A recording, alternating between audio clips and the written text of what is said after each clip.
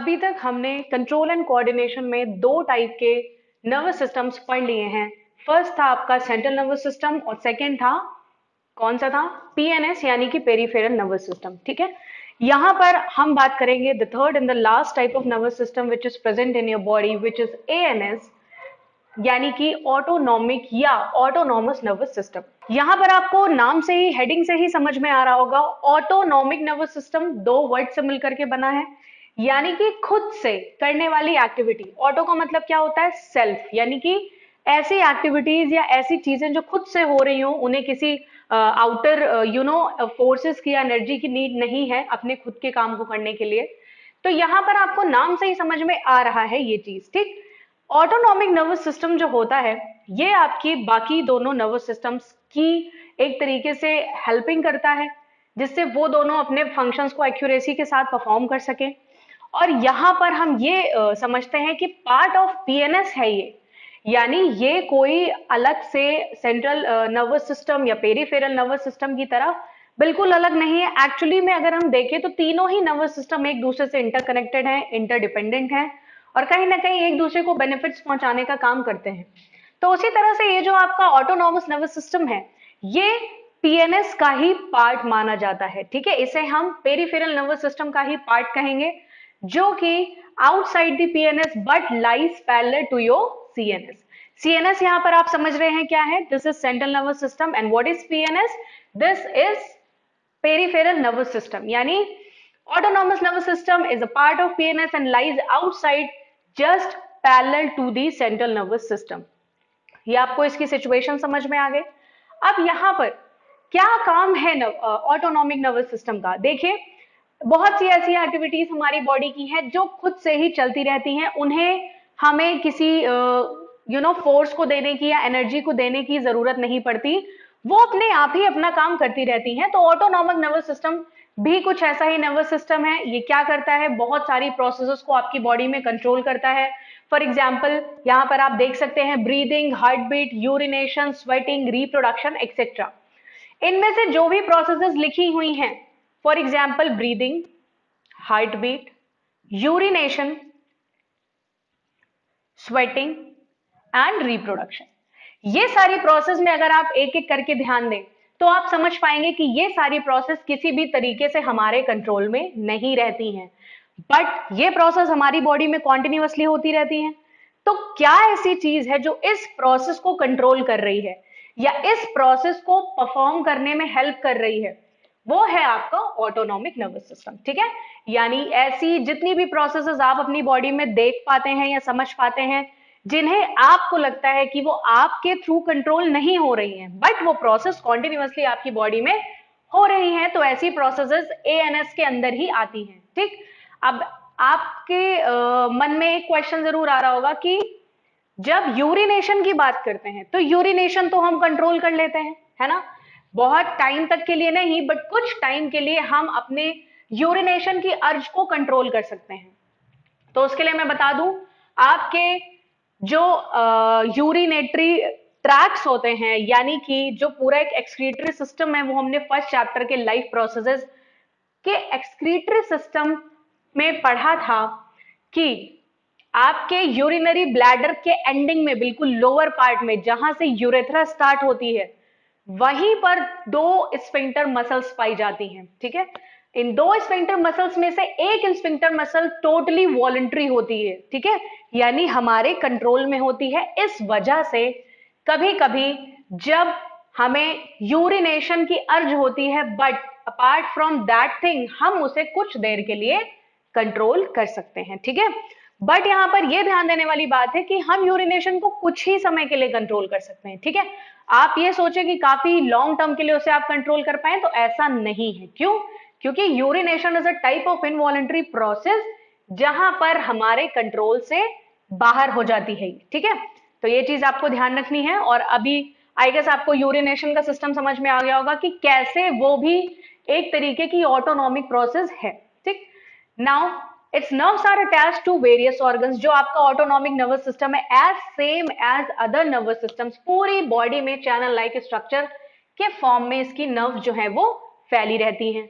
क्यों? क्योंकि किसी एक ऑर्गन को तो कंट्रोल ये नहीं कर रहा है ना, बहुत सारे ऑर्गन्स हैं, बहुत सारी प्रोसेसेस आपने ऑलरेडी देख ली हैं। फॉर एग्जाम्पल ब्रीदिंग, अब क्या ब्रीदिंग में एक ही ऑर्गन इन्वॉल्व है? नहीं, ऑलमोस्ट आपकी पूरी बॉडी इन्वॉल्व है, हार्ट बीट में भी, यूरिनेशन में भी, स्वेटिंग में भी, ठीक है। तो ये चैनल लाइक स्ट्रक्चर में जो इसकी नर्व्स होती हैं वो आपकी पूरी बॉडी में आपको देखने को मिल जाएंगी। अब बात करते हैं इनके सब पार्ट्स की, which are sympathetic nervous system that is SNS and parasympathetic nervous system that is PNS. ये दोनों आपको याद रखने हैं। यानी अभी तक आपने देखा कि पिछले दोनों नर्वस सिस्टम्स में कोई भी सब पार्ट्स नहीं थे। हाँ, ऑर्गन्स थे, ऑर्गन्स के सब पार्ट्स थे, बट नर्वस सिस्टम के सब पार्ट्स नहीं थे। बट ऑटोनॉमिक नर्वस सिस्टम में दो आपको सब पार्ट्स देखने को मिलते हैं, सिंपैथेटिक एंड पैरासिम्पैथेटिक। एक्चुअली ये जो इसके दोनों सब पार्ट्स हैं ये एक दूसरे के कंप्लीटली ऑपोजिट फंक्शन करते हैं, ठीक है।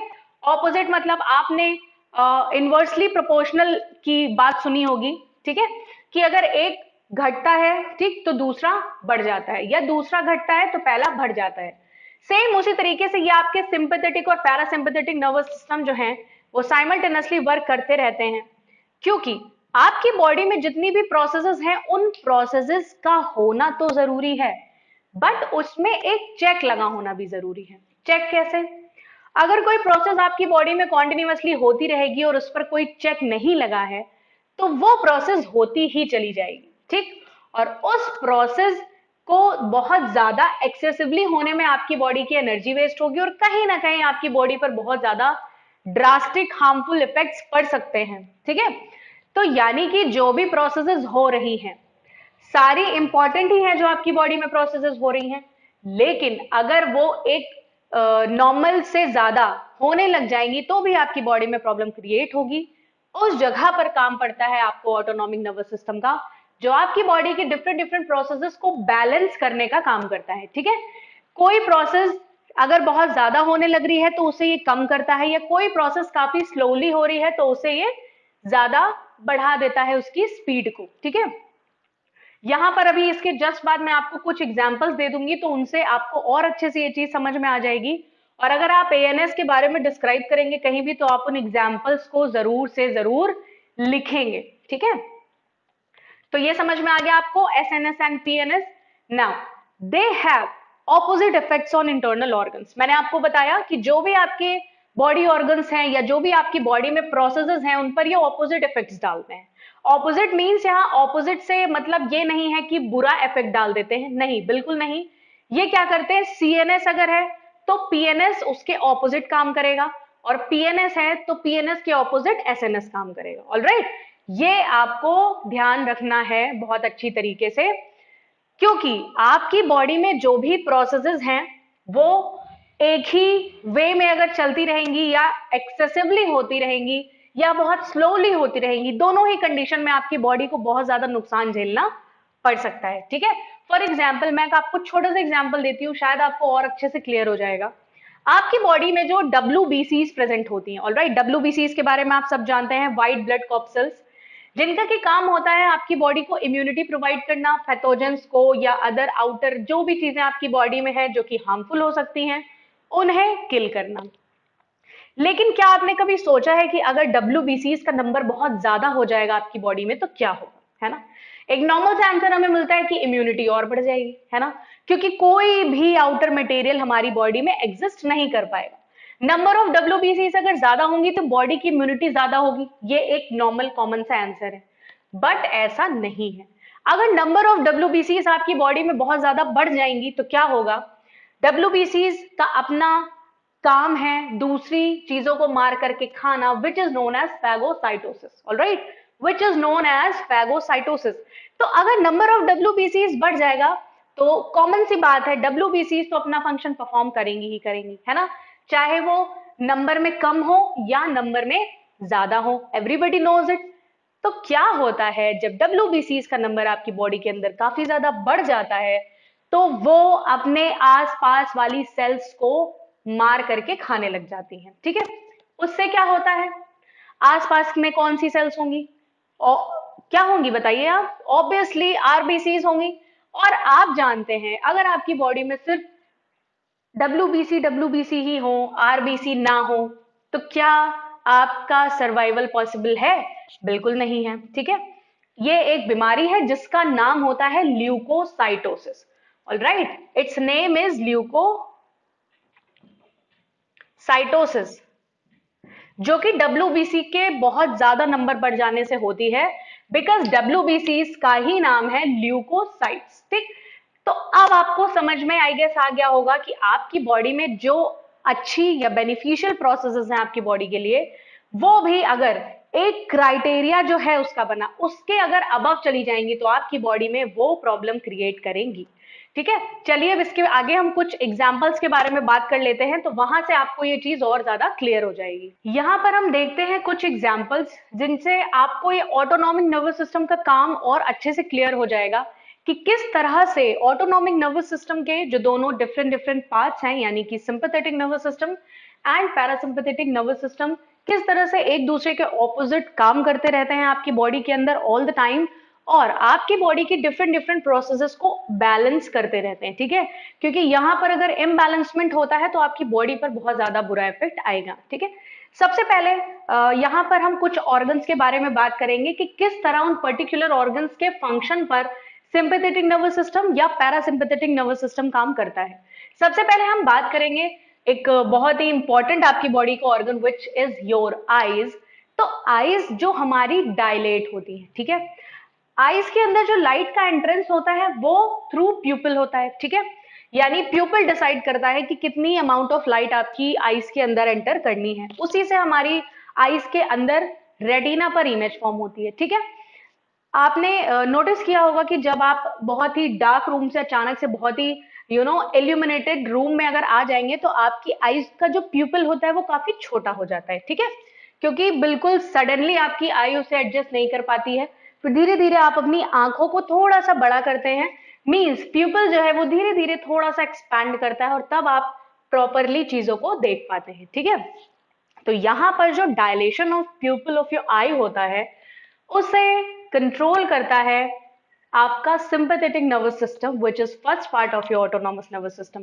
समझ गए अब आप? यानी जो डायलेशन ऑफ प्यूपिल है वो हमेशा एसएनएस कंट्रोल करता है, वहीं पर जो कॉन्स्ट्रिक्शन ऑफ प्यूपिल यानी जो आपका प्यूपिल कॉन्ट्रैक्ट करता है वो करता है due to effect of peripheral nervous system, ठीक है। अब आप एक छोटी सी बात समझिए यहां पर, अगर आपका प्यूपिल डायलेट ही रहे, कॉन्ट्रैक्ट ना हो, तो आप बहुत ही ज्यादा अनकंफर्टेबल हो जाएंगे। डायरेक्टली आप डार्कर रूम से इल्यूमिनेटेड रूम में आएंगे या आप बहुत ही ज्यादा लाइट वाले प्लेस से डार्क प्लेस में जाएंगे। दोनों ही केस में आपको काफी ज्यादा अनकंफर्टेबल लगेगा। तो इस चीज को कंट्रोल करने के लिए ये दोनों सिस्टम जो हैं एक दूसरे के ऑपोजिट काम करके दोनों प्रोसेसेस को बैलेंस रखते हैं, ठीक है। अब आपको समझ में आ गया होगा। Now second one is gland which is salivary gland which is present in your buccal cavity portion। यहां पर जो effect of sympathetic nervous system है उसका काम है सलाइवा के सिक्रीशन को रोकना, क्योंकि ऑल द टाइम आपके मुंह में सलाइवा नहीं आता, ये चीज आपने भी नोटिस की होगी। और अगर सलाइवा पूरे टाइम आपके माउथ पोर्शन में आता रहे तो उसका कोई काम नहीं है ना। वो क्या होगा? वेस्ट ही तो होगा। सलाइवा का काम है सिर्फ और सिर्फ आपके फूड को स्लिपरी बनाना और कुछ अमाउंट में डाइजेशन को कंडक्ट कराना इन योर बकल कैविटी, ठीक है। तो यहां पर इनहिबिट करता है सलाइवा के सिक्रीशन को कौन? Sympathetic nervous system. और इसी के जस्ट ऑपोजिट फंक्शन करेगा पैरासिम्पैथेटिक नर्वस सिस्टम। यानी जब आप खाना खाते हैं उस टाइम पर सलाइवा की जरूरत होती है और उस टाइम पर सिक्रीशन ऑफ सलाइवा को स्टिमुलेट करता है पैरासिम्पैथेटिक नर्वस सिस्टम, ठीक है। Now the third one and the very major part of your body is heart। तो यहां पर जो सिंपैथेटिक नर्वस सिस्टम का इफेक्ट है वो है कॉन्ट्रैक्शन एंड रिलैक्सेशन को इंक्रीज करना, ठीक है। जितना ज्यादा आपके हार्ट का कॉन्ट्रैक्शन और रिलैक्सेशन होगा उतने ज्यादा अमाउंट में आपकी बॉडी ऑर्गन्स के पास ब्लड पहुंचेगा, ठीक। और ब्लड की क्या इंपॉर्टेंस है ये तो हम सभी जानते हैं बहुत अच्छे से।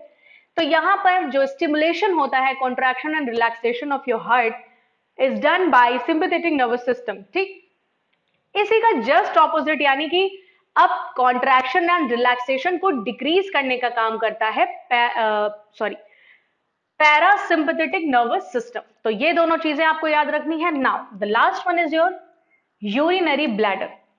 यहां पर आपको अगर सिंपैथेटिक नर्वस सिस्टम के इफेक्ट की बात करें तो ब्लैडर को रिलैक्स करता है, ठीक है।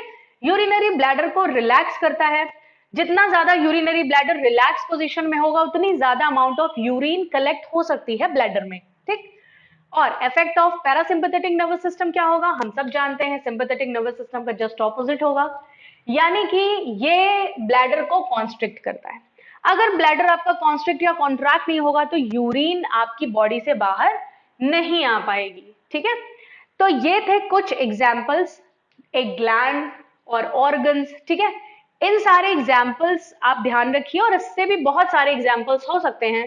यहां मेरा मोटिव सिर्फ आपको समझाना था कि किस तरह से ये दोनों एक दूसरे के ऑपोजिट बट एक दूसरे के साथ साथ काम करते रहते हैं, ठीक है, जिससे आपकी बॉडी की डिफरेंट डिफरेंट प्रोसेसेस को एक बैलेंसिंग मिल सके और कोई भी प्रोसेस बहुत ज्यादा या बहुत कम ना हो। अब सारे टाइप के नर्वस सिस्टम पढ़ने के बाद हम बात करेंगे दो बहुत ही इंपॉर्टेंट टॉपिक्स जो कि आपने इस चैप्टर में कई बार देखा होगा अगर आपने बुक्स कोई भी देखी हैं तो, which is your reflex action and reflex arc. तो यहां पर हम जानेंगे कि रिफ्लेक्स एक्शन क्या है और उसी से मिलता जुलता जो टर्म आपको दिख रहा है रिफ्लेक्स आर्क, इन दोनों में क्या डिफरेंस है और ये क्या है, ठीक है। सबसे पहले रिफ्लेक्स एक्शन की बात करते हैं। देखिए, जब आपकी बॉडी में कोई भी एक्टिविटी होती है ना, किस वजह से, जब आपके एनवायरमेंट में कोई एक्टिविटी हो रही है और वो एक्टिविटी आपकी बॉडी पर इफेक्ट डाल रही है, यानी कोई भी इंपल्सेस आपकी बॉडी के अंदर ट्रेवल कर रही हैं due to any external stimulus, ठीक है, तो उसमें जो आपकी बॉडी रिस्पॉन्स करती है या ना, जो रिस्पॉन्स देती है या जो रिस्पॉन्ड करती है, उसे ही हम रिफ्लेक्स एक्शन का नाम देते हैं। दूसरी सबसे इंपॉर्टेंट बात है कि ये जो एक्शंस होते हैं यानी रिफ्लेक्स एक्शंस जो होते हैं ये बिल्कुल भी हमारे कंट्रोल में नहीं होते।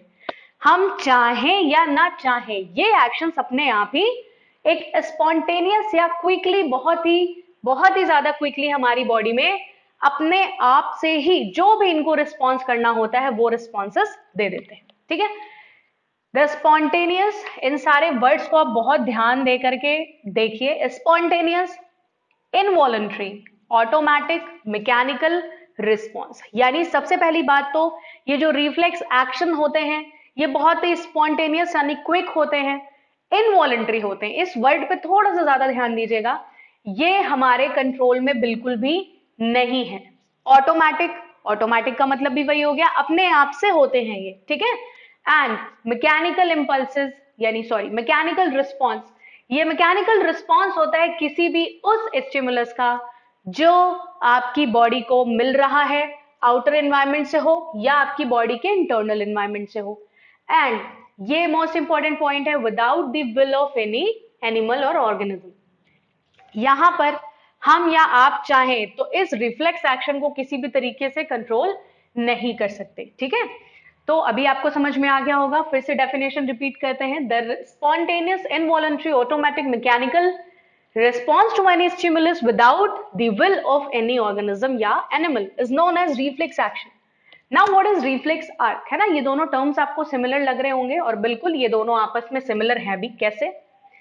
रिफ्लेक्स एक्शन जब आपकी बॉडी में हो रहा होता है उस टाइम पर जो मैकेनिकल इंपल्सेस हैं, ठीक है, या जो इंपल्सेस आपकी बॉडी में ट्रेवल कर रही होती हैं, वो इंपल्सेस जो पाथ कवर करती हैं, ठीक है, यानी जिस जिस जगह से वो होकर के निकलती हैं उनका जो पाथ कवर होता है वो एक आर्क लाइक स्ट्रक्चर बनाता है, ठीक है।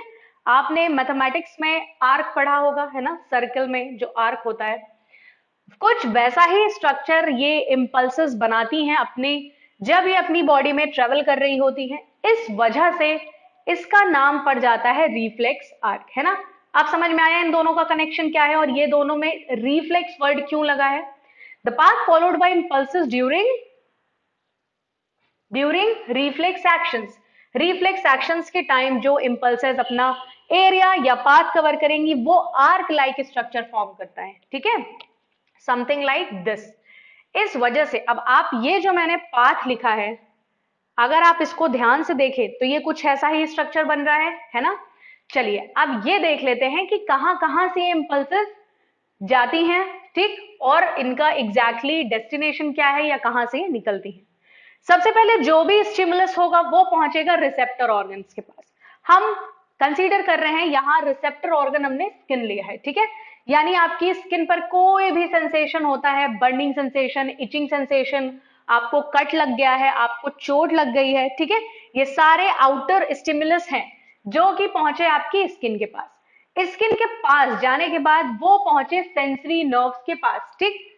आफ्टर सेंसरी नर्व्स वो सारी इंफॉर्मेशन एंड इम्पल्सेस पहुंची आपकी बॉडी की स्पाइनल कॉर्ड के पास। In after spinal cord the impulses get reached to motor nerves, then effector organ यानी मसल्स या ग्लैंड्स यहां पर हम मान रहे हैं, नाउ रिस्पॉन्स टू स्टिमुलस।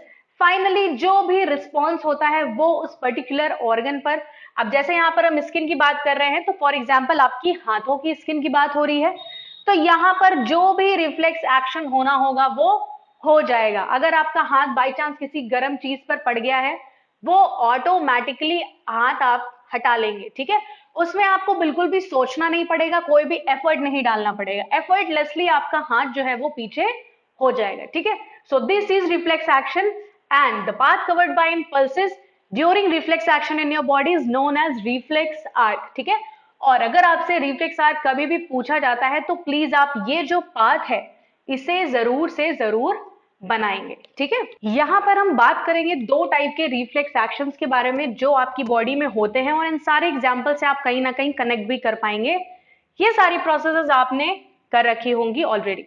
दो टाइप के रिफ्लेक्सेस होते हैं आपकी बॉडी में। The first one are unconditioned reflexes and the second one are conditioned reflexes. Uncondition reflexes जो आपकी बॉडी में होते हैं उनमें कोई भी कंडीशन एप्लीकेबल नहीं है, यानी कि ये ऑटोमेटिक होते रहते हैं, आपको इसमें कुछ भी एफर्ट्स डालने की जरूरत नहीं है, ठीक है। ऐसे रिफ्लेक्सेस आपकी बॉडी में कंप्लीटली इनबॉर्न होते हैं, ठीक, और इनके लिए कोई पर्टिकुलर लर्निंग या ट्रेनिंग या आपको अपनी साइड से कोई भी एफर्ट पुट करने की जरूरत नहीं, ठीक। एग्जाम्पल, ऐसे कौन से रिफ्लेक्सेस होते हैं आपकी बॉडी के जो कि अनकंडीशंस हैं, ठीक है। सबसे पहला withdrawal of hand on touching fire. मैंने आपको बताया जैसे ही आप किसी फायर को या कोई ऐसी चीज को जो आपकी बॉडी के लिए बिल्कुल भी सुटेबल नहीं है टच कर लेते हैं, तो आपका हैंड हो, आपका लेग हो, कोई भी बॉडी पार्ट हो, वो तुरंत ही पीछे की ओर हो जाता है, ठीक। ये आपका फर्स्ट एग्जाम्पल है। Now sneezing, coughing, vomiting etcetera, ये सारी चीजें हमारे कंट्रोल में नहीं है, मतलब कि ये सारे रिफ्लेक्सेस आपकी बॉडी में इनबॉर्न है या अनकंडीशनड टाइप ऑफ रिफ्लेक्सेस हैं।